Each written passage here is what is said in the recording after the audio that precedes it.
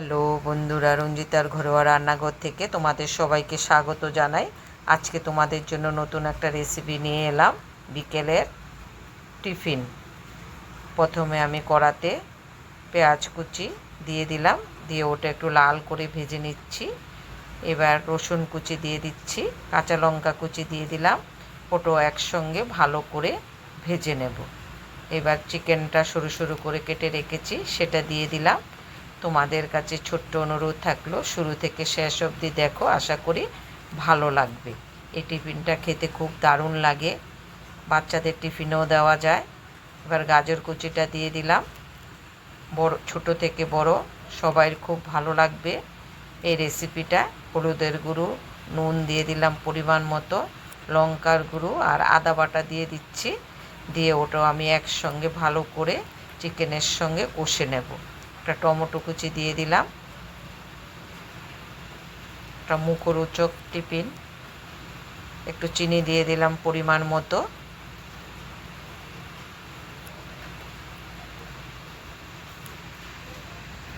একটু ঢাকা দিয়ে দিলাম সিদ্ধ হওয়ার জন্য। এবার একটা আলু সিদ্ধ করে গ্রেট করে দিয়ে দিচ্ছি। এভাবে আমি পুরটা বানিয়ে নেব। যারা যারা রঞ্জিতার ঘরোয়া রান্নাঘর সাবস্ক্রাইব করোনি, সাবস্ক্রাইব করে নেবে, তাহলে নতুন নতুন রেসিপিগুলো দেখতে পাবে। একটু গরম মশলার গুঁড়ো দিয়ে দিলাম। পুরটা আমার হয়ে গেছে, এবার আমি একটা বাটিতে তুলে নেব।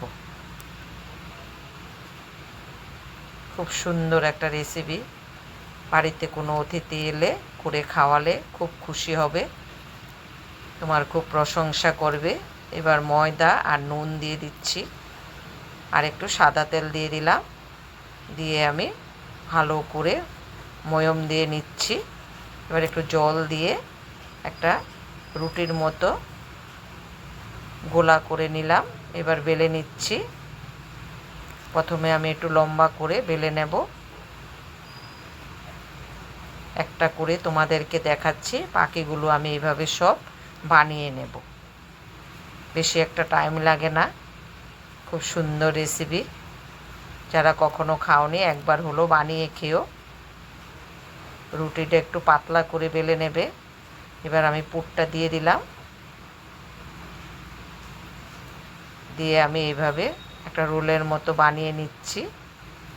এই দেখো, একদম সহজ রেসিপি।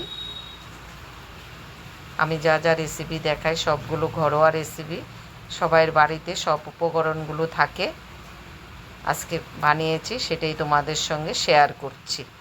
এই দেখো, এইভাবে আমি সবগুলো আস্তে আস্তে করে বানিয়ে নেব। দেখো, দেখতে কি সুন্দর লাগছে। এবার কড়াতে আমি সাদা তেল বসিয়ে দিয়েছি। এবার আমি আস্তে আস্তে করে একটু সময় নিয়ে ভেজে নেব। যদি রেসিপিটা তোমাদের ভালো লাগে, তোমরা করে খেও। আর রেসিপিটা তোমাদের কেমন লেগেছে কমেন্ট করে জানাবে, তাহলে খুব খুশি হব। আর কমেন্ট করে জানাবে আমার রেসিপিগুলো তোমাদের কেমন লাগছে, তাহলে আমি খুব উৎসাহ পাবো নতুন নতুন রেসিপি বানানোর জন্য। এই দেখো, এইভাবে আমি একটু সময় ধরে লাল করে ভেজে নেব।